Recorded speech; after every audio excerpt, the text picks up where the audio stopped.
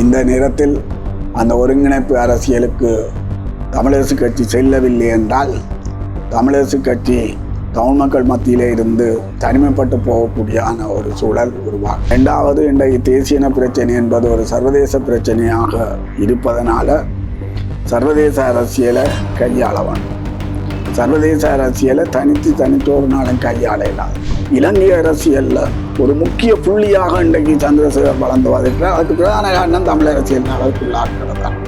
இன்றைக்கு பிரதமர், ஜனாதிபதி, வெளிநாட்டு அமைச்சர், சபாநாயகர், அதுக்கு அடுத்தபடியாக சந்திரசேகர் தான் முக்கியமான ஒரு நபராக வளர்ந்து வருவதை நாங்கள் பார்க்கிறோம். தமிழ் மக்கள் தேசிய மக்கள் சக்தியோடு நீண்ட தூரம் பயணிக்க முடியாது.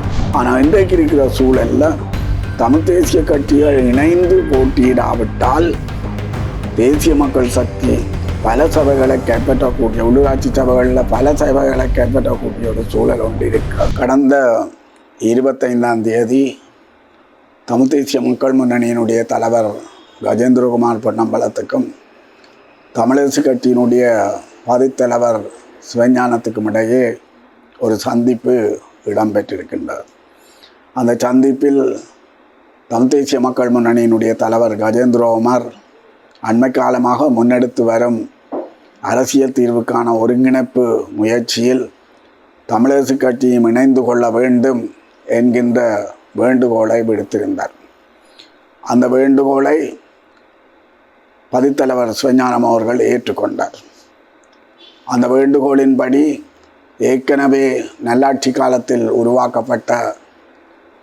உருவாக்குவதற்கு முயற்சிக்கப்பட்ட அரசியல் தீர்வு யோசனைகளை கைவிடுவது என்றும், நிபுணர் குழுவுக்கு தமிழரசு கட்சி முன்வைத்த யோசனையுடன் கஜேந்திரகுமார் பொன்னம்பலம் முன்வைத்திருக்கின்ற தமிழ் மக்கள் பேரவையினுடைய யோசனையை இணைத்து கலந்துரையாடி நாங்கள் ஒரு தீர்மானத்துக்கு வரலாம் என்று சொல்லி அவர் கூறியிருந்தார். ஆனால் தமிழரசு கட்சியின் மத்திய குழுவில் இது தொடர்பான ஒரு தீர்மானத்தை எடுப்பதற்கு தங்களுக்கு ஒரு கால அவகாசம் தேவைப்படும்.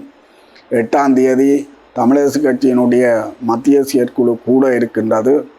அந்த குழுவில் நாங்கள் இது பற்றி கலந்துரையாடி ஒரு சுமூகமான முடிவை உங்களுக்கு தரலாம் என்று கூறியிருக்கின்றார். இதன் அடிப்படையில் 28ஆம் தேதி நடைபெற இருந்த அந்த கட்சிகளுக்கு இடையான ஒருங்கிணைப்பு கூட்டம் தற்போது ஒத்திவைக்கப்பட்டிருக்கின்றது.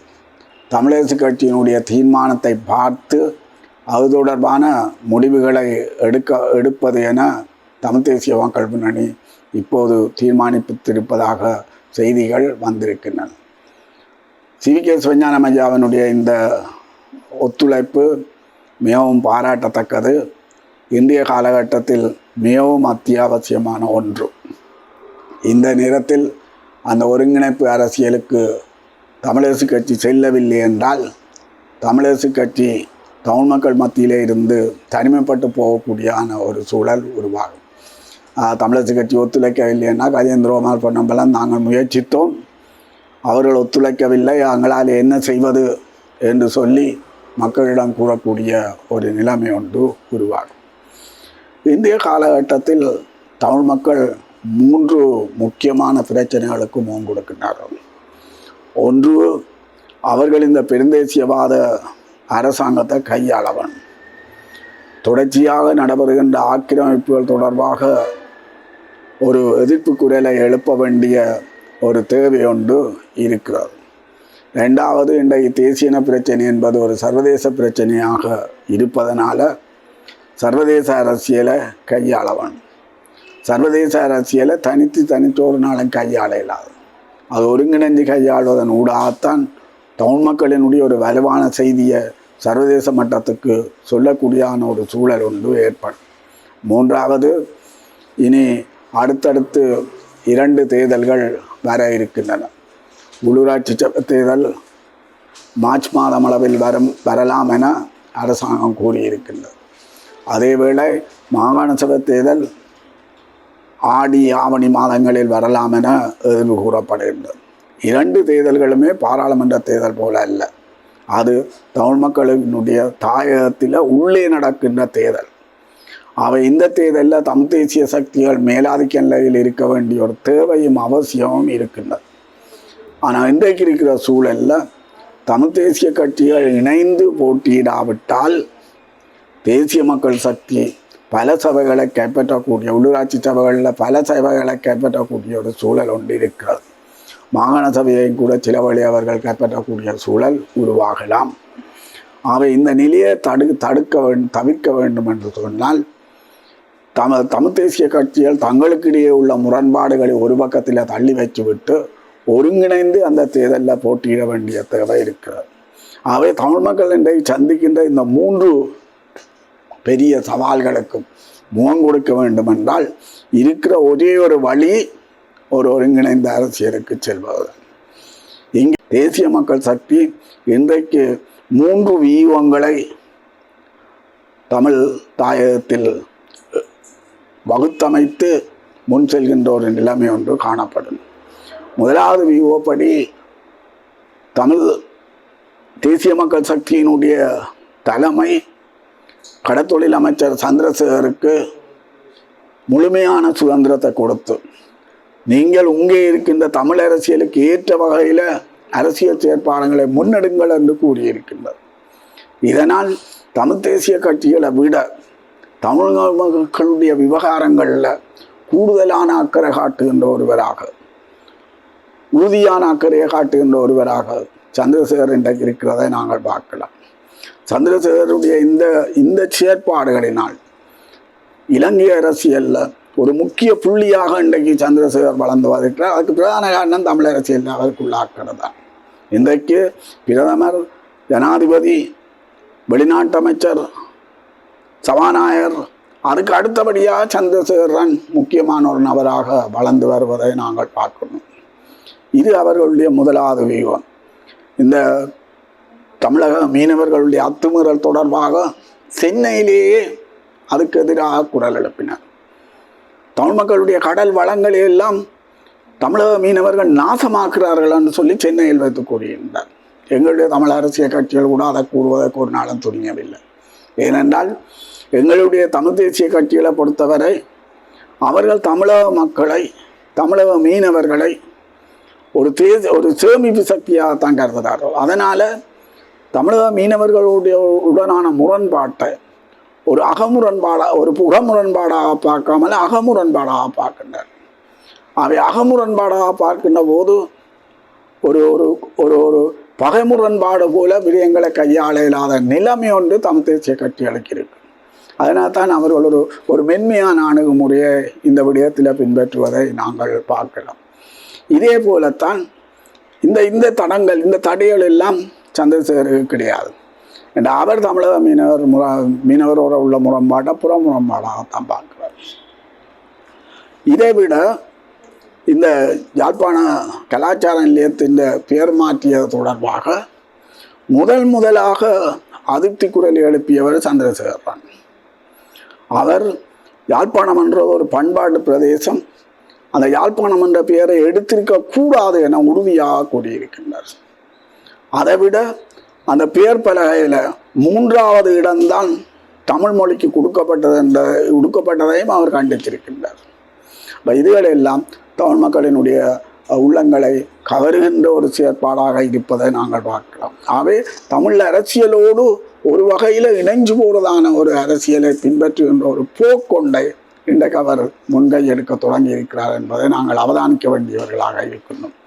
2வது வியூகம் தமிழ் மக்களினுடைய அன்றாட பிரச்சனைகளில் அக்கறையாக இருப்பது. அதன் அடிப்படையில் தான் அவர்கள் தமிழக மீனவர்கள் சம்பந்தமான அத்துமீறல் தொடர்பான பிரச்சனையிலே அக்கறையாக இருந்தார்கள். அது மாத்திரமல்ல, இந்த சுண்ணாம்பு கல் அகழ்வது தொடர்பாக ஒரு கடுமையான எதிர்ப்பை காட்டியிருந்தார். தேசிய மக்கள் சக்தியினுடைய பாராளுமன்ற உறுப்பினர் இளங்குமரன் அந்த சுண்ணாம்பு கல் அகழ்ந்து சென்ற லொரியை தானே மறித்து போலீஸ் நிலையத்திலே அதில் ஒப்படைத்த செய்திகளை நாங்கள் பார்க்கிறோம். இன்றைக்கு மக்களை இணைச்ச போராட்டமாக அதை முன்னெடுக்கின்ற ஒரு செயற்பாட்டிலே அவர்கள் இறங்கி இருக்கிறார்.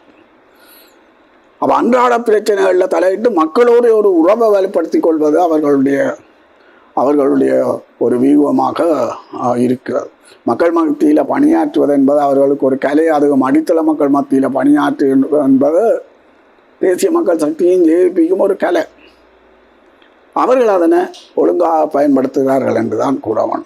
மூன்றாவது வியூகம், அவர்கள் ஆரம்பத்தில் டக்ளஸ் தேவானந்தவனுடைய வாக்கு வங்கியையும் அங்கேன் ராமனானுடைய வாக்கு வங்கியையும் விஜயலா மகேஸ்வரன் வாக்கு வங்கியையும் கைப்பற்றி கொண்டு அதை அணிதிரட்டி கொண்டு தேசிய வாக்கு வங்கிக்குள்ள நுழைகிறதான ஒரு சூழலை எடுத்திருக்கின்றார். இன்றைக்கு கடத்தொழிலாளர்கள் மத்தியிலே ஒரு வலுவான ஊடுருவல்களை அவர்கள் மேற்கொண்டிருக்கின்றார்கள். அதன் ஊடாக வளர்ச்சியடைந்து இன்றைய விவசாயிகள் மத்தியிலேயும் நடுத்தர வர்க்கம் மத்தியிலேயும் அவர்கள் செயற்படுகின்ற நிலைமை காணப்படணும். கிராமங்களில் உள்ள சனசன நிலையங்கள் ஆலய நிர்வாகங்களோட தொடர்பு கொண்டு அங்கே தங்களை பலப்படுத்துகிறான ஒரு நகர்வையும் அவர்கள் செய்ய தொடங்கி இருக்கின்றார்கள். அப்போ இவ்வாறு செயற்படும் போது அதுக்கு மாற்றாக தம் தேசிய கட்சிகள் செயற்படவில்லை என்று சொன்னால் இந்த நிலைமையை மாற்றுவது மிகவும் கடினமாக இருக்கு. தேசிய மக்கள் சக்தி என்னதான் தமிழ் அரசியலில் அக்கறையாக இருந்தாலும் அவர்கள் பெருந்தேசியவாதத்தினுடைய இடதுசாரி பிரிவு. பெருந்தேசியவாதத்தினுடைய இடதுசாரி பிரிவிட்டால் பெருந்தேசியவாத இயல்புகளும் இருக்கும், இடதுசாரி இயல்புகளும் இருக்கும். அந்த பெருந்தேசியவாத சிங்கள மக்கள் மத்தியில் பெருந்தேசியவாதம் ஆதிக்கம் செலுத்தும் வரை அவர்களாலே அதை விட்டுட்டு வரையலாது. ஆகவே சந்திரசேகரோடையும் தமிழ் மக்கள் ஒரு நீண்ட தூரத்துக்கு பயணிக்க முடியாது. தேசிய மக்கள் ஜேவிபிக்குள்ளேயும் தேசிய மக்கள் சக்திக்குள்ளேயும் தேசிய இன பிரச்சனை தொடர்பான ஒரு விவாதமும் ஒரு முரண்பாடும் மோதலும் தொடர்ச்சியாக இருந்து வருகிறது என்பது உண்மைதான். ஜேவிபியினுடைய ஆரம்ப காலகட்டத்தில் அதனுடைய செயலாளராக இருந்தவர் லயன போபோய். அவர் தேசிய இன பிரச்சனைக்கு ஒரு விளக்கம் என்று சொல்லி ஒரு நூலை எழுதியிருந்தார். அந்த நூலில் அவர் தமிழ் மக்கள் விரும்பினால் தேசிய இனத்துக்கு பிரிஞ்சு போகிற உரிமை இருக்கென்றெல்லாம் கூறியிருந்தார். தேசிய இன பிரச்சனை தொடர்பாகவே தலைமையோடு முரண்பட்டு கட்சியிலிருந்து விலகி இருந்தார். அதே போல நந்தன குணத்திலாகவும் தேசிய இன பிரச்சனை சார்பாக முரண்பட்டு கட்சியிலிருந்து விலகி இருந்தார். இப்போ அவர்களுக்கு இடையே மோதல்கள் நடக்கிறது என்பது உண்மைதான்.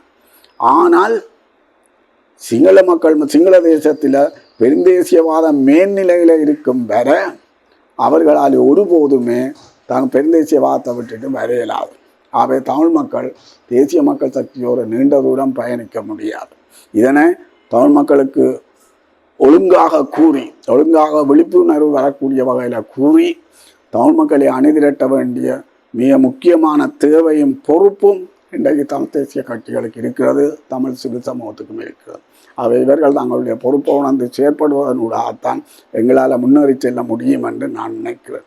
இந்த ஒருங்கிணைவு அரசியல் என்பது கட்சிகளுடன் மட்டும் இருக்கக்கூடாது, சிவில் அமைப்புகளையும் இதனோடு இணைத்து தேசமாக ஒரு ஒருங்கிணைந்த அரசியலை எப்படி கொண்டு போவது தொடர்பாக சிந்திப்பது தான் இந்திய காலகட்டத்தில் மிகவும் பொருத்தமானது என நான் கருதுகின்றேன்.